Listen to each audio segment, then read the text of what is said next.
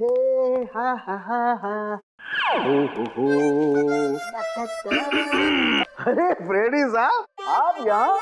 मुझे छोड़िए सालून के साहब, आप बताइए आप इतने खुश क्यों हैं? अरे यार वो बात ये अरे तो जाने देना यार, तुझे क्या मतलब है, जाने दे। अरे ऐसे कैसे जाने दूं? आपके खिले हुए चेहरे का राज तो मैं जान कर ही रहूंगा। आप बताते हैं या मैं एसीपी साहब को फोन करूं? एसीपी साहब को बीच में क्यों ला रहा बेटा? अच्छा फ्रेडी, मैं अपने राज की बात तुझे बता सकता हूँ, लेकिन एक शर्त है। तू ये बात एसीपी प्रद्युमन को नहीं बताएगा। ठीक है ठीक है, पक्का ना? पक्का। बात ये है फ्रेडी कि आज जब मैं अपने घर में अपनी पुरानी कवर चेक कर रहा था ना, मालूम है मुझे उसमें क्या मिला? मोजे? अबे मोजे से ऊपर उठेगा कि नहीं? मोजे देख में मिले ये कॉलेज के टाइम के लेटर्स, लव लेटर्स। तो ये है आपकी खुशियों का राज? यस, ये लव लेटर्स। बिल्कुल। कौन है वो? पता नहीं। पता नहीं? अरे यार मतलब पता नहीं कौन थी वो, मैंने पता लगाने की कोशिश की पर पता ही नहीं चला यार। वैसे सालू के साहब, कोई लड़की आपको लव लेटर्स लिखे, ये बात कुछ हजम नहीं हो रही है। हजम नहीं हो रही है? ये देखने के बाद भी हजम नहीं हो रही है, हैं? अभी तू मुझे समझता क्या है? रेडी, कॉलेज के टाइम में मैं अपने आप में एक हीरो था, हीरो। अरे अपनी एक स्टाइल थी, वाह स्टाइल। कॉलेज को छोड़िए सालू के साहब, अभी तो आप एक फिल्म के विलन जैसे लग रहे हो। क्या कह रहा था तू? मैं कुछ नहीं कह रहा तू? पक्का? पक्का। अरे यार फ्रेडी, भुला दिया। अबे ये बता तू यहाँ आया क्यों था? अरे सालू के साहब, मैं भी भूल गया था। एसीपी साहब ने पोस्टमार्टम की रिपोर्ट मंगवाई है। अरे यार ये एसीपी प्रद्युमन हमेशा घोड़े पे सवार क्यों रहता है यार? बोला था ना करता हूँ अभी। टाइम लगता है फ्रेडी। सालू के साहब, आज आप अकेले हैं क्या? तारिका दिख नहीं रही है। अरे तारिका को मैंने जरा काम से भेजा यार। वैसे तुझे क्या मतलब है तारिका से? कुछ नहीं, ऐसे ही। अच्छा यार फ्रेडी, एक बात समझ में नहीं आ रही है यार, खून तो इनका जहर की वजह से ही हुआ है, लेकिन ये जहर इनके शरीर में गया कैसे, ये बात समझ में नहीं आ रही है यार।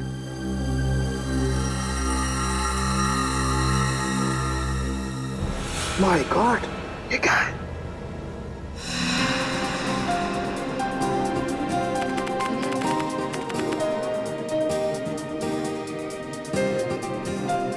सर कैसा महसूस कर रहे हैं आप? आपकी जिंदगी का सबसे बड़ा और पहला एग्जीबिशन है।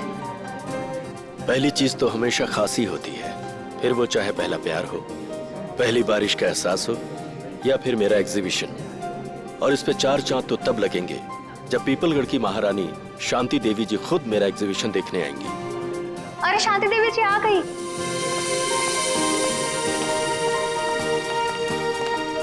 शांति देवी जी, नमस्ते। मैं आपका बहुत आभारी हूँ जो आपने इस छोटे कलाकार के लिए अपना कीमती वक्त निकाला। कलाकार कभी छोटा नहीं होता मुकेश जी, और वैसे भी हमें कलाओं से हमेशा से ही लगाव है। आपकी एग्जीबिशन देखते हैं? जी जरूर, आइए। शांति देवी हाय हाय, शांति देवी हाय हाय, शांति देवी हाय हाय। हमारे खिलाफ नारे लगा रहे कि किसकी हिम्मत? वीरेंद्र जाओ उन्हें मार दो उन्हें। महारानी जी, कैसी बातें कर रही हैं आप? हमारे देश में लोकतंत्र है, डेमोक्रेसी। ऐसे कोई कैसे किसी पर गोलियां चलवा सकता है? हम जानते हैं, इसीलिए अब हम यहाँ एक पल भी नहीं रुकेंगे। शांति देवी जी सुनिए तो। आपने क्या हमें यहाँ अपमानित करने के लिए बुलाया था मुकेश जी? आप फिक्र मत कीजिए, मैं उनको जाकर रोकता हूँ। इसका प्रबंध तो पहले कर लेना चाहिए था आपको। अब हम यहाँ बिल्कुल नहीं रुकेंगे। महारानी जी, आप इस तरह से नहीं जा सकती। याद है ना आपको, हमने मीडिया से वादा किया। आज आपकी प्रेस कॉन्फ्रेंस है। प्रेस कॉन्फ्रेंस कैंसिल कर दो। महारानी जी, आप ऐसा नहीं कर सकती। अखबार और मीडिया वाले पहले ही आपसे खफा हैं। अगर ये प्रेस कॉन्फ्रेंस कैंसिल कर दी तो उन्हें एक और मौका मिल जाएगा आपके खिलाफ बोलने का। ठीक है, प्रेस कॉन्फ्रेंस शुरू की जाए। हमें पानी ये नहीं हमारे लिए अपनी बोतल मंगवाइए। देखिए, अब आप लोग एक एक करके अपने सवाल पूछ सकते हैं, पर ध्यान रहे महारानी जी यहाँ सिर्फ 15 मिनट के लिए, उसके बाद इन्हें एक जरूरी मीटिंग में जाना, तो फिर देरी किस बात की? हाँ तो शांति देवी जी, मैं आपसे ये पूछना चाहती हूँ कि जब आपके पति यानी कि पीपलगढ़ के महाराजा चंद्रशेखर जी आपके लिए अरबों खरबों की संपत्ति वैसे भी छोड़ चुके हैं, तो फिर आपने मुंबई वाली जमीन का सौदा क्यों किया? जमीन हमारी थी, हमें लगा कि बेचनी चाहिए, तो हमने बेच दी। पर उन लोगों का क्या जो जमीन से बने चौल में रह रहे हैं? उनका तो पूरा का पूरा परिवार सड़क पे आ जाएगा ना। तो इसमें हम क्या कर सकते हैं? हमने तो उन्हें नहीं कहा था कि हमारी जमीन पे आके रहें। महारानी शांति देवी जी, क्या ये बात सच है कि मोहल्ले में रहने वाले लोग आपके फैसले से नाराज होकर आपको धमकी भर चिट्ठियां लिख रहे हैं? हाँ, उन्होंने हमें जान से मारने की धमकी दी है, लेकिन हम ऐसी धमकियों से नहीं डरने वाले। अगर आज हमारा राज होता तो ऐसी गुस्ताखी करने वाले लोगों को कब का हाथी के पैरों तले कुचल दिया होता।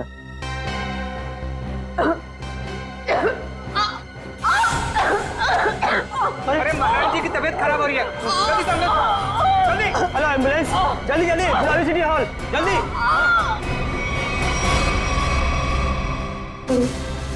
अरे महारानी जी तो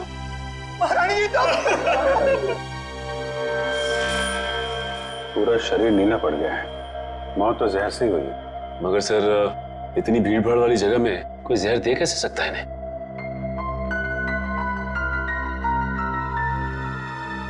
मिस्टर अनिकेत, आप रानी साहिबा के पीए हैं ना? जी सर। रानी साहिबा ने यहाँ आने से पहले कुछ खाया पिया था क्या?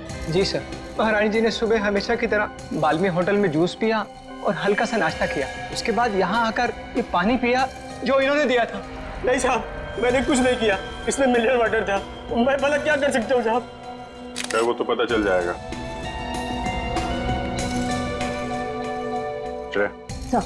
सारी चीजें फोरेंसिक लैब में भिजवा देना। आपके अलावा और कौन जानता था कि रानी साहिबा यहाँ इस फंक्शन में आने वाली? मेरे अलावा तो इस बात की खबर सिर्फ मुकेश जी को थी। अरे मुझे क्यों फंसा रहे हो सर? मैं तो एक सीधा साधा चित्रकार हूँ। मैंने तो महारानी शांति देवी को यहाँ मुख्य अतिथि के रूप में बुलाया था। भला मुझे इनका खून करके क्या फायदा होगा? आजकल जमाना पब्लिसिटी और मार्केटिंग का है। हो सकता है पब्लिसिटी के चक्कर में तुमने ये सब कुछ किया। सर, मुझे ऐसी पब्लिसिटी की कोई जरूरत नहीं है, और वैसे भी इनको मारने से सबसे ज्यादा फायदा उन लोगों को होता जो एग्जीबिशन के बाहर इनके खिलाफ नारे लगा रहे थे। नारे लगा रहे? जी। कौन लोग थे? दरअसल महारानी जी ने अपनी एक मुंबई वाली जमीन का हाल ही में सौदा किया था, जिसकी वजह से उस मोहल्ले में रहने वाले कई लोग अपने घरों से बेघर हो गए थे। तो आपको लगता है कि ये काम उनमें से किसी ने किया है? हाँ सर, वो लोग महारानी जी को धमकी भरी चिट्ठियां लिख रहे थे कि अगर उन्होंने जमीन का सौदा किया तो वो उन्हें मार देंगे। ऐसे इन मोहल्ले के लीडरों को जरा ब्यूरो में बुलवाओ। आइए। अच्छा, ये उन लोगों के लीडर्स जिनकी जमीन शांति देवी ने बिल्डर्स को बेची थी। तो वो तुम लोग हो जो शांति देवी के खिलाफ जगह जगह नारा दे रहे थे? हाँ, लेकिन हमने कोई गलत काम तो नहीं किया ना साहब। भले ही वो होगी किसी पीपलगढ़ की महारानी, मगर सैकड़ों गरीबों को बेघर करने का उन्हें कोई हक नहीं है। तो तुम लोगों ने धमकी भरी चिट्ठी लिखोगे? उनकी जान ले लोगे? नहीं, हमने कोई धमकी भरी चिट्ठी नहीं लिखी, ना ही हमने किसी की जान लेने की कोशिश की। ये हमारे आंदोलन को बंद कराने की साजिश है। चुप! शांति देवी को चिट्ठी तुम में से किसी ने लिखी है, समझे? पता है हमें। रेडी? तो कागज और पेन दे दो।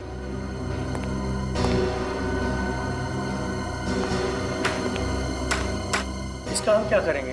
अपना नाम और पता लिखो। साहब, मैं तो अपना नाम भूल गया साहब। क्या? खुद का नाम भूल गए? ठीक है, मेरा नाम लिखो। फ्रेडी, 305 सुख शांति बिल्डिंग, मलाड वेस्ट। अरे मुंह क्या देख रहे हो? लिखो मलाड वेस्ट। तुम्हें क्या हो गया? तुम भी अपना नाम भूल गए क्या? नहीं, याद है। तो लिखो। तुमने अभी तक कुछ लिखा नहीं। मैं तो अंगूठा छाप हूँ, मुझे लिखना पढ़ना नहीं आता। अच्छा, अंगूठा छाप हो? जी। सुंदर नाम है ना तुम्हारा? जी साहब। पेशे से तुम एक जर्नलिस्ट हो, बीए किया है तुमने, और कई सालों से अपने मोहल्ले में 5वीं कक्षा से लेके 10वीं तक के बच्चों को क्लासेस देते हो। ये सब बिना पढ़े लिखे किए तुमने? क्यों? जी साहब, मैंने इस कुलदीप के कहने पे किया। फंसा दिया ना मुझे। अरे अरे अरे अरे एक मिनट मैं बताता हूँ ये दरवाजा कैसे खोलता है। बट आ जा इधर, बता क्यों किया तूने ये सब? हाँ बोल। हाँ, शांति देवी को धमकी भरी चिट्ठियां मैंने ही लिखवाई थी। पर मैं क्या करता, जब मैंने उन्हें अपने साथियों की तकलीफ बताई तो उल्टा उन्होंने हमारा ही अपमान कर दिया। कहने लगी कि चाल में रहने वालों से तो कीड़े मकोड़े अच्छे। ये सुनकर मेरा खून खौलने लगा, उबलने लगा मेरा खून। और खून इतना उबला कि तुमने खून ही कर दिया शांति देवी का, है? हाँ, मैंने मोहल्ले के हर एक इंसान के पास से 1,000 रुपए चंदे के नाम पर इकट्ठे किए और लक्की नाम के गुंडे को शांति देवी की सुपारी दे दी और उनको खत्म करवा दिया। मैंने सोचा शांति देवी खत्म हो जाएगी तो ये सारी समस्या ही खत्म हो जाएगी। किसी को मारकर समस्या का हल नहीं होता, समझे? ले जाओ इसे, इस लकी को ढूंढो, उठाओ इस लकी को। ये देख। अरे बाप रे, ऐसी खतरनाक चीज मैंने फिल्मों में भी नहीं देखी। मुझे यकीन ही नहीं हो रहा ये सच है या सपना। मैंने जिंदगी में इतनी पोस्टमार्टम किए, इतनी लाशें काटी, लेकिन ऐसा तो मैंने पहले कभी नहीं देखा। This is impossible। ये यहाँ कैसे? यार, शांति देवी ने आर्ट एग्जीबिशन में इन चीजों को हाथ लगाया, इन चीजों को हाथ लगाया था। एक मिनट, रेडी? जरा ओके देना। ये वाला। हाँ हाँ ये।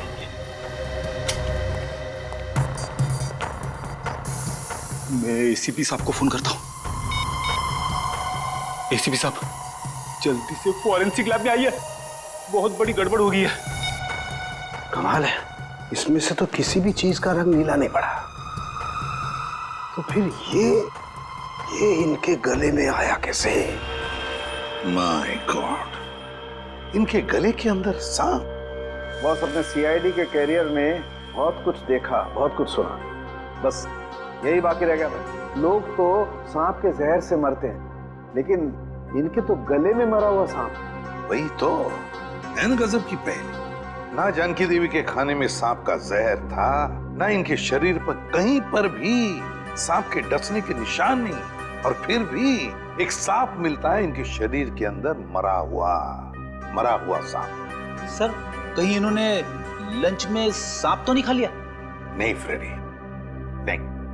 जरूर किसी ने किसी न किसी तरीके से, धोखे से इनके शरीर के अंदर एक सांप डाल दिया, सांप का जहर डाल दिया है, धोखे से। सर, उन किराएदारों ने बताया था कि उन्होंने शांति देवी को मारने की सुपारी लकी को दी थी। लकी? तो फिर अब लकी ही बताएगा कि शांति देवी के शरीर में उसने सांप डाला कैसे। क्या बात है बॉस, आप इतने परेशान क्यों? अरे राघव, घबराओ नहीं तो क्या करूं? सीआईडी वालों को लग रहा है कि शांति देवी का खून मैंने किया। मतलब शांति देवी का खून आपने नहीं किया? अरे मेरा दिमाग इतना खराब नहीं है राघव कि इतनी बड़ी हस्ती को मारने के बारे में सोचूंगा। मैंने तो सोचा था सिर्फ सुपारी के पैसे ले लूंगा और उन्हें मारूंगा नहीं, लेकिन मुझे क्या पता था कि वो सचमुच मारी जाएंगी और मैं फंस जाऊंगा। लेकिन सीआईडी तो यही सोच रही है कि खून आपने किया है। हाँ यार, इसलिए तो मैं ये देश छोड़कर जा रहा हूँ, और तुम लोग को भी जैसे मौका मिले ऐसी जगह चंपत हो जाओ जहाँ सीआईडी का हाथ तुम लोग तक न पहुंच पाए। बॉस, वो सब तो ठीक है, पर हमारा हिस्सा? अरे उसके बारे में तो मैंने कुछ सोचा ही नहीं। इतना काफी है, ये तुम लोग रख लो। इतने सालों की वफादारी का ये इनाम। ये भी ले लो। इतना काफी है ना, बस। और ज्यादा लालच नहीं। ये मत भूलो कि मैं तुम लोग का बॉस हूँ। बॉस हो नहीं थे। क्या मतलब? मतलब ये कि अब हम तुम्हें इनाम देंगे और इसके बाद तुम्हें सीआईडी से कोई खतरा नहीं होगा। क्या कर रहे हो तुम लोग? तुम्हारा दिमाग तो ठिकाने पर है। सुनो, तुम ये पैसे आपस में बांट लो और किसी सुरक्षित जगह जाके छुप जाओ। क्या तुम्हें पैसे नहीं चाहिए थे राघव? पैसे बहुत है मेरे पास। मैं तो सिर्फ इतना चाहता हूँ कि शांति देवी के खून का केस तुम्हारी मौत के साथ बंद हो। मेरे साथ इतना बड़ा धोखा किया तुमने। कोई अपनी जगह से नहीं हिलेगा। सीआईडी, खून डालो इन्हें।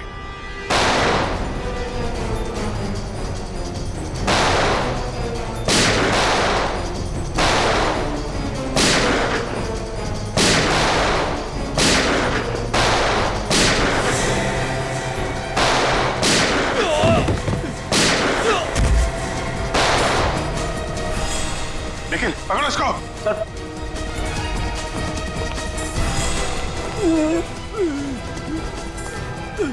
सर ये तो लकी है सर। से गोली मारी गई है। शांति देवी का खून किसने किया? तुमने? नहीं सर, मैंने नहीं। किसने मारी गोली? उन्हें तो बोलो।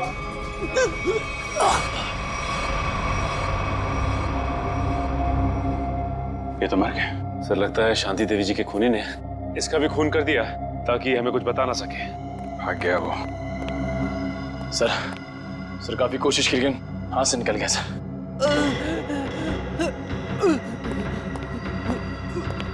ये तो जिंदा है। सचिन एम्बुलेंस को फोन करो जल्दी, इससे हमें काफी कुछ पता चल जाएगा। आसान, क्या पता चला उस सांप के बारे में? बॉस ये तो एक अफ्रीकन सांप है। अफ्रीकन सांप? हाँ फ्रेडी सर, ये देखिए, इस सांप का नाम है अफ्रीकन ट्रोगा और ये दुनिया का तीसरा सबसे जहरीला सांप माना जाता है। क्या इतना जहरीला सांप? क्या ये सांप हमारे देश में भी पाया जाता है? नहीं श्रेया, यह हमारे देश में नहीं पाया जाता, बल्कि एक अफ्रीका के भी छोटे से टापू मैरियट ओलानो में पाया जाता है। सर शायद शांति देवी अफ्रीका के इस टापू मैरियट ओलानो गई होगी और शायद वहाँ का पानी इन्होंने पिया होगा और पानी में सांपों के अंडे होंगे जो इनके पेट में चले गए होंगे और अंडों से सांपों के बच्चे निकले होंगे। उनमें से एक बच्चा इनके गले तक आ गया होगा और इन्हें काट लिया होगा। बोल बोल सारुण के बोल। नहीं फ्रेडी, ऐसा नहीं हो सकता है। नहीं ना, देखो इंसान के पेट में HCl नाम का एसिड होता है जो बड़ी से बड़ी चीज को भी बहुत जल्दी पचा देता है। यहाँ तक कि ये एसिड लोहे के टुकड़ों को भी बहुत जल्दी गला देता है। एग्जैक्टली। इसलिए अगर इस तरह के अंडे शांति देवी के पेट में चले भी गए होते तो बस कुछ ही घंटों में नष्ट हो जाते। मतलब किसी अलग तरीके से वो सांप शांति जी के गले में गया। हाँ बॉस, और गया भी पिछले 24 घंटे के अंदर अंदर है। 24 घंटे के अंदर? सर पिछले 24 घंटों में तो शांति देवी उस होटल में ही थी। हाँ, पिछले 24 घंटे तो शांति देवी होटल बाल्मी में ही थी। तो फिर इस सांप का राज भी उसी ये होटल बाल्मी में खुलेगा। होटल बाल्मी में। हाँ अभिजीत, अच्छा उस गुंडे को होश आ गया? अच्छा नाम बताया उसने उस गुंडे का जो भाग गया वो? राघव। राघव।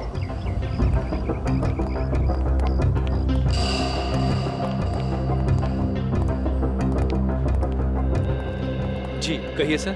सीआईडी कुछ गड़बड़ हुई है क्या सर? शांति देवी आपके होटल में ही ठहरी थी ना? जी हाँ सर, शांति देवी इसी होटल में ठहरी थी। बहुत बुरा हुआ उनके साथ। जी हाँ, बहुत बुरा हुआ और हमें शक है कि शांति देवी के खून में आपके होटल में से किसी एक का हाथ है। निखिल, सारे स्टाफ को इकट्ठा करो। सर देखिए सर, गलतफहमी हुई आपको। हमने सातों ने बोला जो हम में से किसी का हाथ नहीं है इसमें। पता नहीं आप लोग ऐसे क्यों कह रहे हैं। पिछले 24 घंटे से वो आपके होटल में थी। यहाँ से सीधे आर्ट एग्जीबिशन में गई और वहाँ पे उनकी मौत हो गई, है कि नहीं? जी हाँ सर, वो यहीं पे थी। इसका मतलब तो साफ है कि उनके पेट में जो सांप मिला हमें वो आपके होटल से ही आया है। अरे नहीं सर, हमारे यहाँ तो चूहा और कॉकरोच तक नहीं है, तो ये सांप कहाँ से आएगा? सांप कहाँ से आया और कैसे आया ये तो हम पता लगा ही लेंगे। आप लोग किसी को किसी पे शक है? कौन कर सकता है शांति देवी का खून? साहब मुझे तो लगता है केतन जी का हाथ है इस खून में। रमन, ये क्या कह रहे हो तुम? अरे मैंने तुम्हारी पेमेंट नहीं बढ़ाई तो इसका मतलब ये कि तुम मुझे सीआईडी के केस में फंसा दोगे? पेमेंट की बात नहीं है साहब, मगर आपने शांति जी के लिए नया लॉन्ड्री वाला क्यों रखा? अरे मैं क्यों रखूंगा? मैंने किसी लॉन्ड्री वाले को नहीं रखा।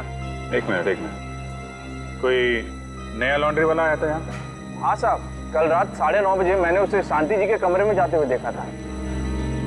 जरा देखो, वो आदमी ये तो नहीं था? नहीं साहब, ये वो नहीं है जिसे मैंने शांति जी के कमरे में जाते हुए देखा था। इसे मैंने पार्किंग लॉट में देखा था। पार्किंग? मतलब राघव के साथ कोई और भी मिला है शांति देवी के खून में? उस आदमी ने लॉन्ड्री वाले के कॉस्ट्यूम पहन रखी थी। हाँ साहब। अपना लॉन्ड्री रूम दिखाइए। Please sir.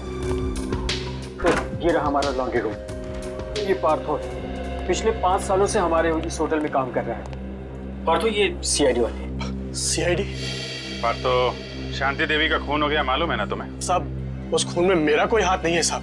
अरे भाई वो सब हमें पता है कि तुमने खून नहीं किया।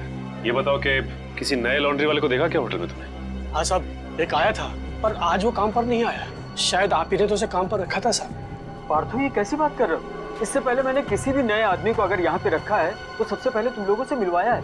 ना मैंने मिलवाया है और ना ही सर मैंने किसी को रखा है यहाँ पे। वो आदमी दिखता कैसा था? साहब, आदमी तो बहुत लंबा चौड़ा था, पर उतना ही आलसी। रानी साहिबा के अलावा किसी भी कमरे की चादर बदली नहीं किया साहब उसने। अच्छा, तो आपने उससे पूछा नहीं कि वो बाकी कमरों की चादरें क्यों नहीं बदल रहा है? अब पूछा था साहब, अंग्रेजी में बोल रहा था और अंग्रेजी हमें आती नहीं। अंग्रेजी में पट्टी पढ़ा के निकल गया। काफी चालाक आदमी है। उस आदमी का स्केच बनवाना होगा तुमको, ठीक है? हाँ साहब। ठीक है। सांप उस आदमी ने यहीं कहीं छुपा के रखा था। साहब, मुझे सांप से बहुत डर लगता है साहब। ठीक है, ठीक है, आप लोग जरा बाहर जाइए, हमें यहाँ की तलाशी लेनी है। हाँ साहब।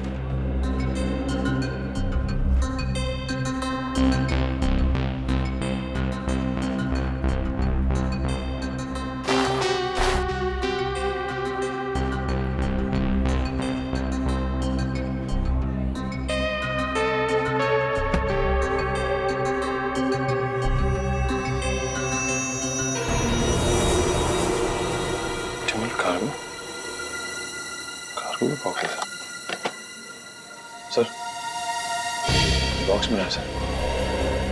Optimal cargo? क्या लाया गया इसमें? और तो ये इस डिब्बे के बारे में जानते हो? नहीं साहब। आप जानते हैं इस डिब्बे को? नहीं सर, इस बॉक्स को इससे पहले मैंने कभी नहीं देखा। स्प्रे निकालना सच?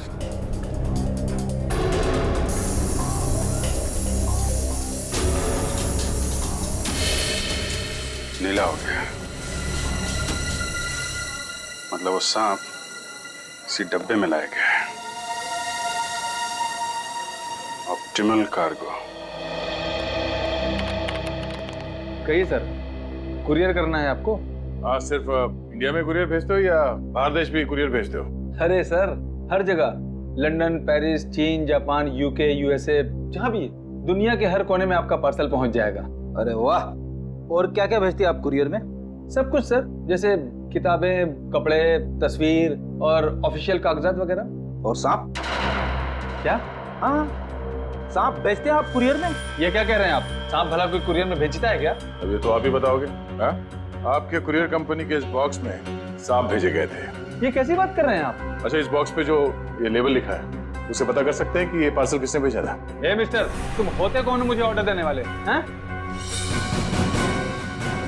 सीआईडी सर, मैं आपको यकीन दिलाता हूँ कि डिब्बा तो हमारा है, लेकिन वो सांप को कुरियर हमने नहीं किया है। सर, मुझे तो कुछ गड़बड़ लग रही है। क्यों? आपको बदबू नहीं आ रही है क्या? अरे कहाँ बदबू आ रही सर? कोई बदबू नहीं आ रही है। बदबू आ तो रही है। ये क्या अंदर? अरे सर, अंदर अंदर कुछ भी नहीं है। सर अंदर कहाँ जा रहे हैं? अंदर सर जाने का। चुपचाप कोने में खड़े हो जाओ, चलो। सर, वो जो बॉक्सेस होते हैं ना, वो कुरियर के वो हैं और कुछ भी नहीं है। थोड़ी देर के लिए मुंह बंद रखोगे? बदबू यहाँ से आ रही है। खड़ी। अरे ये सर क्या हुआ? मेरा काम वाला जो 3 दिन से आ नहीं रहा है, तो कचरे जमा हो गए, उसी कचरे का बदबू है सर, और कुछ भी नहीं है। ठीक है, हम तुम्हारा कचरा साफ कर देते हैं। रेडी? जरा ये हटाओ। सर ये कुछ भी नहीं। सर सुनिए, सर सुनिए। रेडी? कुरियर कंपनी के आड़ में जानवरों की तस्करी करते हो तुम लोग? हाँ? अबे कहाँ भागोगे? हाँ? चल, आज मैं तेरा कुरियर भेज देता हूँ सीधे जेल में। सर मुझे माफ कर दीजिए, मुझसे बहुत बड़ी गलती हो गई। मैं आइंदा से जानवरों की तस्करी का ख्याल भी अपने दिमाग में नहीं लाऊंगा सर। चुप! इतने सारे विदेशी जानवर मिले तुम्हारे गोदाम में? हाँ? कब से तस्करी कर रहे हो ये? पिछले 5 साल से। पिछले 5 साल से? और अफ्रीकन सांप, अफ्रीकन ट्रोबा, वो कहां से लाया तुमने? किसके कहने पर मंगवाया वो? बताओ। देख, ये सिर्फ जानवरों की तस्करी का मामला नहीं है, एक आदमी का खून भी हुआ है, समझा? तेरे मुंह पे लगा हुआ ये ताला तुझे सीधे फांसी के फंदे तक ले जाएगा। बोल, जल्दी बोल। राघव ने मुझे इसके लिए 5 लाख रुपए दिए थे और अफ्रीका से ट्रोबा सांप मंगवाया था, लेकिन मुझे पता नहीं था कि वो इनका इस्तेमाल किसी की जान लेने के लिए करेगा। अच्छा, तो तुझे क्या लगा इतना खतरनाक जहरीला सांप वो जुर्म करने के लिए नहीं तो क्या अपने घर पे पालने के लिए मंगाएगा? हाँ?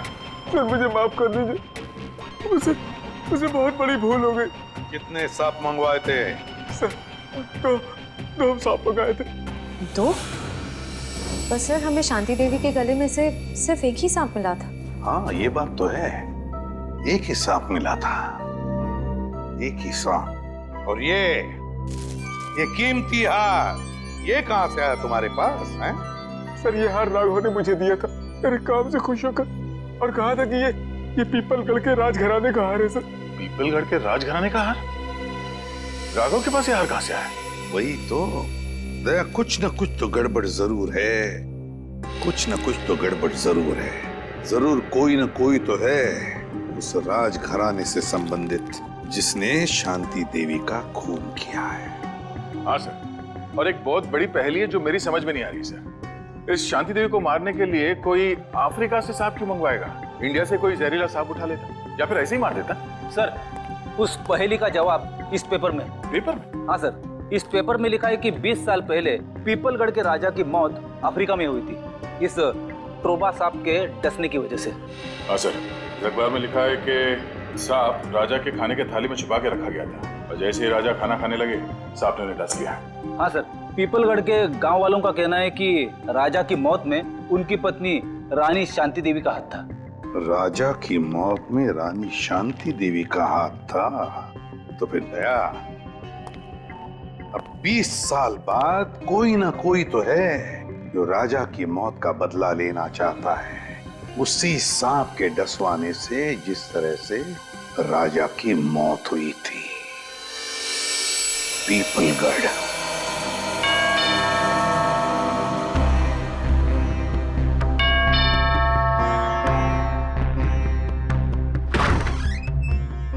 आप लोग?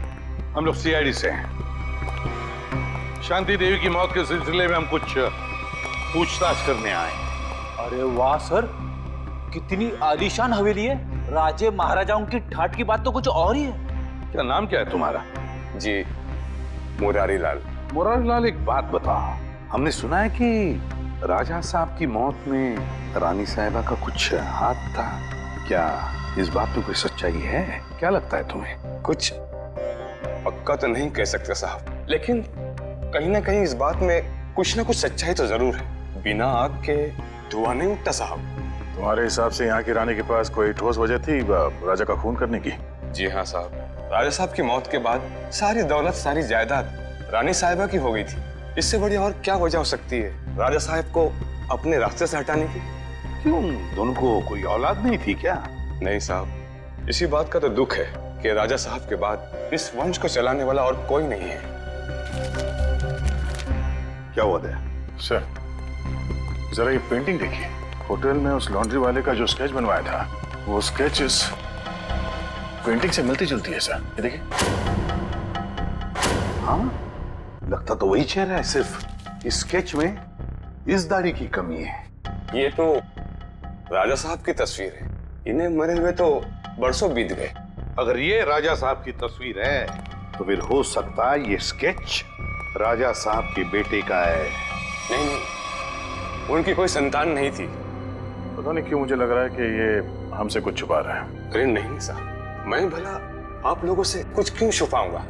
देखो मुरारी लाल, तो कोई दूध के धुले नहीं हो। अगर यही बात होती तो तुमने अपना शक बोल के क्यों नहीं दिखाया पुलिस वालों को कि राजा साहब की मौत में शायद रानी साहब का हाथ है? साहब, हम इस हवेली के नौकर हैं। नमक खाया है हमने, जान दे देते, पर उन पर कोई आँच नहीं आने देते। तुम नमक का हक अदा करने की कोशिश तो नहीं कर रहे हो अपने राजा के बेटे को बचाने की? मैंने कहा ना, उनका कोई बेटा नहीं है। जरा महल देख लो, मैं आता हूँ अभी। हाँ सर।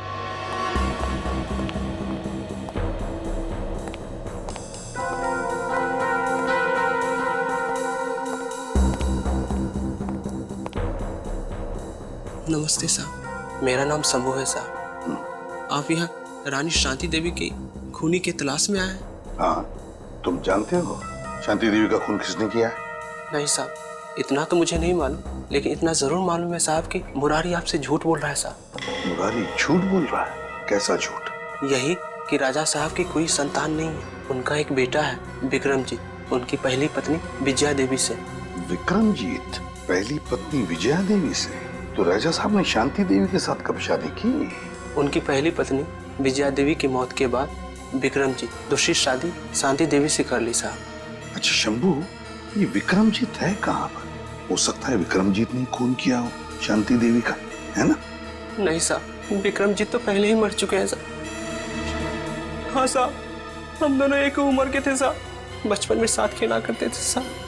जब अफ्रीका से राजा साहब की मौत की सूचना आई, उसके कुछ दिन बाद मुरारी विक्रमजीत को नदी किनारे ले गए शांति देवी के कहने पर।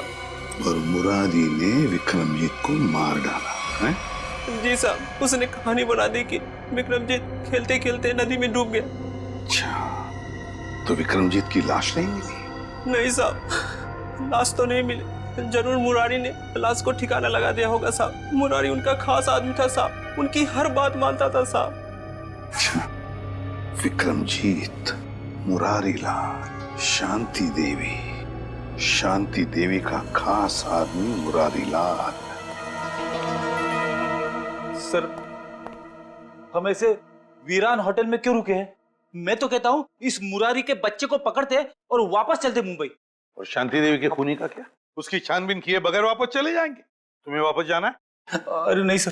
सर, मुझे लगता है कि शांति देवी को मारने वाला राजा का बेटा विक्रमजीत ही है। इस मुरारी लाल ने उसे पानी में डुबो के मारने की कोशिश की होगी, पर हो सकता है वो किसी तरह से बच गया। हाँ दया, मुझे भी यही लगता है कि विक्रमजीत अभी भी जिंदा है और उसी ने शांति देवी का खून भी किया है। इस विक्रमजीत को तो हम लेकर ही जाएंगे। मगर सर, अगर विक्रमजीत वापस गांव में आया तो गांव वाले उसे पहचान लेंगे। मुझे नहीं लगता वो वापस आएगा। विक्रमजीत ने शांति देवी का खून करके अपने पिता की मौत का बदला तो ले ही लिया। बचा है मुरारी लाल। अब मुरारी लाल से हिसाब पूरा करने के लिए विक्रमजीत जरूर वापस आएगा। हम उसका इंतजार करेंगे। शंभू जी, जा दरवाजा खोल। हमेशा मुझे ही बोलते। क्या? कुछ नहीं। अरे शंभू बेटा, अरे वाह वाह वाह शंभू, मजा आ गया। अरे वाह वाह वाह। अरे आप लोग कौन? अरे आपने चाचा को भूलियो। चाचा? अरे मेरे कोई चाचा नहीं है। लो कर लो बात। अब आप बोलोगे कि आपका कोई चचेरा भाई भी नहीं है, यानी कि हम। अरे गुंगा भाई। अरे जब चाचा नहीं है तो चचेरा भाई कहाँ से आ गए? अरे ये लो, राजा साहब के महल में काम करने लगो तो भूल गए खानदान को। याद दिलाओ।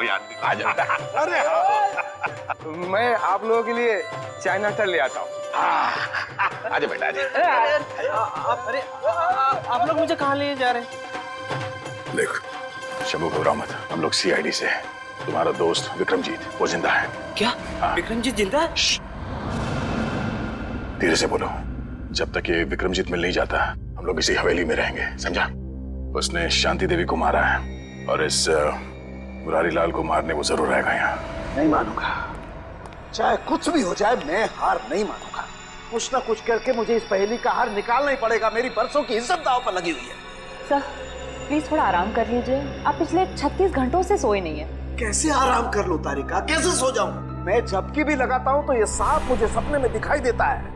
चलिए सर, शुरू से शुरू करते हैं। हाँ, ये सांप अगर होटल से ही शांति देवी के गले में था तो फिर इसने एग्जीबिशन में आकर ही क्यों काटा इन्हें? एग्जैक्टली। इसका मतलब क्या? इसका मतलब कोई तो था तारिका, कोई तो था जो उस सांप को कंट्रोल कर रहा था कि वो सही वक्त देखकर शांति देवी पे हमला करे, जबकि उसके हिसाब से लोहा एकदम गर्म था। और एक बात सर, खूनी ने अगर इस सांप को शांति देवी के गले में तब डाला होता जब ये जाग रही थी तो ये तो बहुत हल्ला मचाती, जरूर अपने आप को बचाने की पूरी कोशिश करती। बिल्कुल कोशिश करती। इसका मतलब जब शांति देवी पे हमला हुआ, शांति देवी सो रही थी और शायद क्या? हाँ, और शायद गॉड। क्या सर? ओह माय गॉड, और शायद ये सांप भी सो रहा था। सांप सो रहा था मतलब? मिल गया तारिका, मिल गया। मुझे इस समस्या का हल मिल गया। मुझे भी बताइए ना सर। बताता हूँ। देखो तारिका, ये सांप एक रेप्टाइल है, जमीन पर रेंगने वाला जंतु। रेप्टाइल्स कोल्ड ब्लडेड एनिमल होते हैं, शीत रक्तधारी जंतु। ये मौसम के हिसाब से अपने शरीर का तापमान बदल नहीं सकते हैं, और इसलिए जब बहुत ज्यादा ठंड होती है ये सांप हाइबरनेशन में चले जाते हैं, शीत निद्रा में चले जाते हैं। ओह गॉड, इसका मतलब सर खोने ने जानबूझकर इस सांप को ठंडी जगह पे रखा। बिल्कुल, ताकि वो हाइबरनेशन में चले जाए। यस। पर सर, अगर ये सांप भी सो रहा था और शांति देवी भी सो रही थी, तब भी अपना सवाल तो वही का वही है कि ये सांप शांति देवी के खाने की नली तक पहुंचा कैसे? खाने की नली तक पहुंचा कैसे? एक मिनट, ये सांप शांति देवी की खाने की नली तक पहुंचा कैसे तारिका? ये शायद हमें इस सांप की चमड़ी बताएगी। एक मिनट, एक मिनट।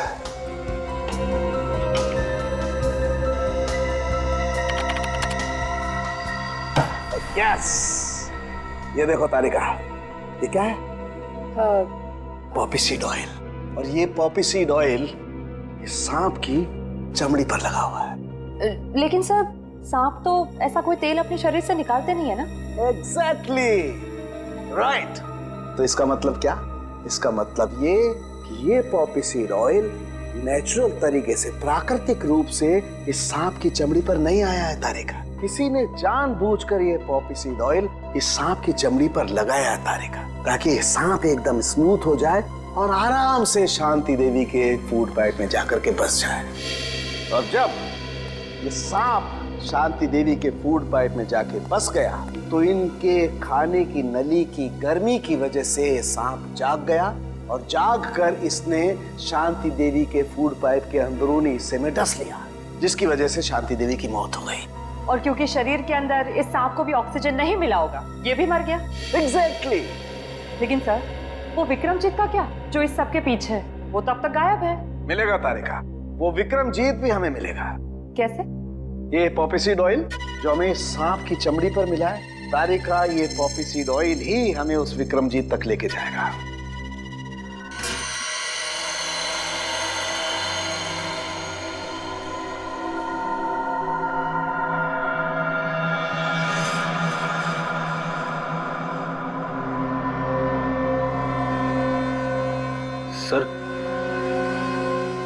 सर, हाँ, क्या हम लाइट चालू रखकर विक्रमजीत पर नजर नहीं रख सकते?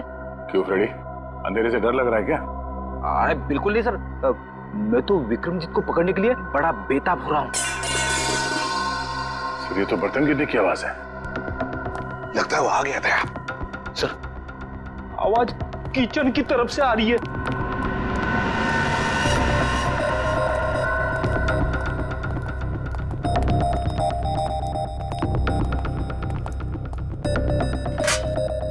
बर्तन गिरा हुआ है। बिल्ली ने गिराया होगा। नहीं फ्रेडी, बिल्ली नहीं। ये देखो, मुरारी का बिस्तरा खाली है। अरे, कहीं मुरारी को कुछ कर तो नहीं दिया उसने?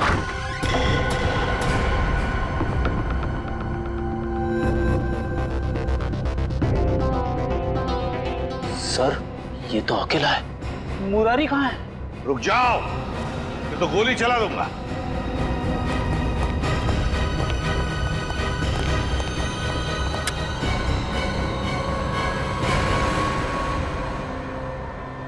मुरारी लाल कहाँ जाने की तैयारी थी? हवेली छोड़ के जा रहा हूँ साहब, हमेशा हमेशा के लिए। क्यों, डर तो नहीं लग रहा था कि विक्रमजीत तुम्हें मार न दे? हैं? तो वो विक्रमजीत के बारे में आप लोगों को पता चल ही गया। हाँ, सीआईडी वालों से सच कभी छुपता नहीं, समझे?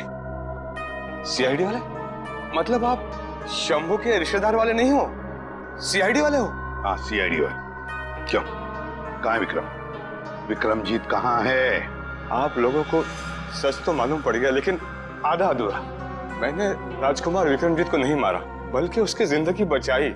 मैंने पाल पोस के उसको बड़ा किया, उसे रानी शांति देवी की नजरों से बहुत दूर रखा, ताकि रानी शांति देवी को यह पता ना चले कि राजकुमार जिंदा है। अगर उसे यह पता चल जाता तो उसे मारने में कोई कसर नहीं छोड़ती। इस वक्त विक्रमजीत कहाँ है? नहीं नहीं, मैं जान दे दूंगा, लेकिन आप लोगों को भी नहीं बताऊंगा। सच बता, बता देखते हैं। आसान की पता जल्दी। यार ये तो हमें भी पता है कि विक्रमजीत ने खून किया है, कुछ नई बात बता। Poppy seed oil, oh poppy seed oil, good work Salunkhe, कभी कभी अच्छा काम करता है तो थैंक यू। अब हम पहुंच जाएंगे विक्रमजीत के पास। मैं जानता हूँ सीआईडी तुम्हारे पीछे। पर बॉस आपको कैसे पता चला? ये लो, इसमें 5 लाख रुपए हैं और तुम्हारा नकली पासपोर्ट। आज शाम को 6 बजे की फ्लाइट है, लंदन निकल जाओ। शुक्रिया बॉस। अरे पैसे तो गिन लो। क्या बॉस, आप भी।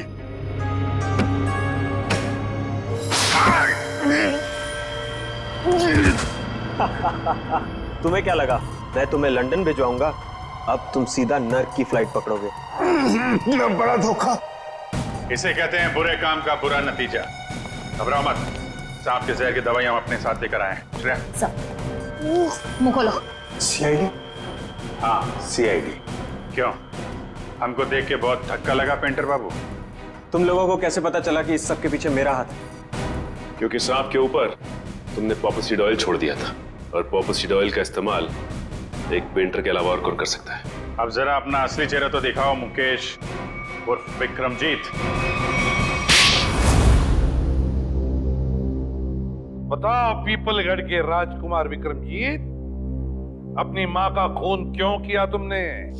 माँ नहीं थी वो, मेरी सौतेली माँ थी, जिसने पैसों के लिए मेरे पिता राजा चंद्रशेखर जी को तड़पा तड़पा कर मार दिया। और इसीलिए तुमने शांति देवी को भी उसी तरह मारा, तड़पा तड़पा के। हाँ, उसके गुनाह की यही सजा थी जो मैंने उसे दी। उसने मेरे पिता को ही नहीं मारा, बल्कि मुरारी के हाथों मुझे भी मरवाना चाहा था। सजा देने का हक तुम्हारा नहीं, कानून का है। यही बात होती तो तुम कानून की मदद ले सकते थे। उसने मेरे पिता को मारा था, इसलिए उसे भी मारने का हक सिर्फ मुझे ही था। तुम्हारे मुकेश बनने के पीछे क्या मकसद था? मैं शांति देवी को अपनी आंखों के सामने मरता हुआ देखना चाहता था, इसलिए मैंने मुकेश का रूप लिया और वो आर्ट एग्जीबिशन रखकर उनको न्योता भेजा।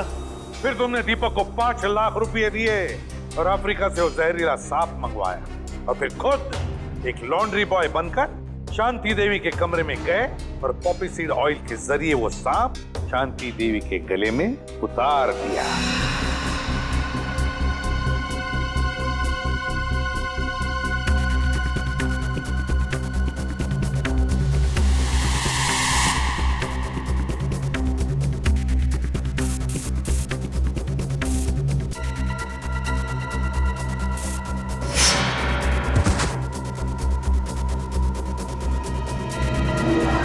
बचपन से मालूम था कि शांति देवी ने तुम्हारे पिता को मारा है, हा?